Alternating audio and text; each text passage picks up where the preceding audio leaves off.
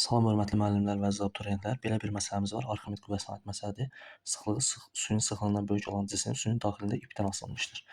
Deməli, cismin sıxlığı suyun sıxlığından böyükdür. Yəni mayenin sıxlığından böyükdür.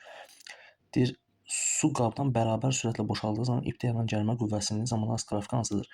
Mən hadisə baş verdikcə qablardakı vəziyyəti ardıcıl olaraq çəkmişəm sizin üçün.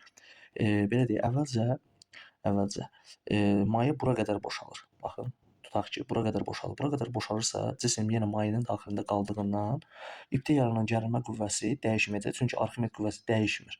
Ona görə də müəyyən bir zaman aralığında ipdə yaranan gərilmə qüvvəsi dəyişməyəcək. Amma hər hansısa bir müəyyən bir qiymətə malikdir bu gərilmə qüvvəsi. Ona görə müəyyən bir nöqtədən çəkilim.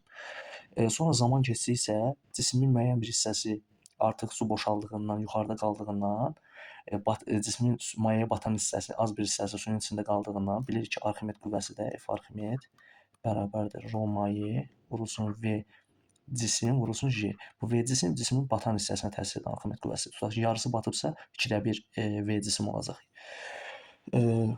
Gördük artıq müəyyən qədər aşağıda da maye Arximed qüvvəsini az təsir eləyəcək. Az təsir edəndə ipdə gərilmə qüvvəsi artacaq. Bilirik ki, Arximed qüvvəsi yuxarıya doğru yönəlir.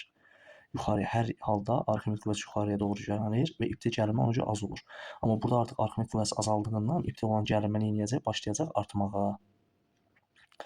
Tamamilə qab boşaldıqdan sonra artıq Arximed qüvvəsi olmadığından müəyyən bir qiymətdə T gərilmə qüvvəsi sabit qalacaq.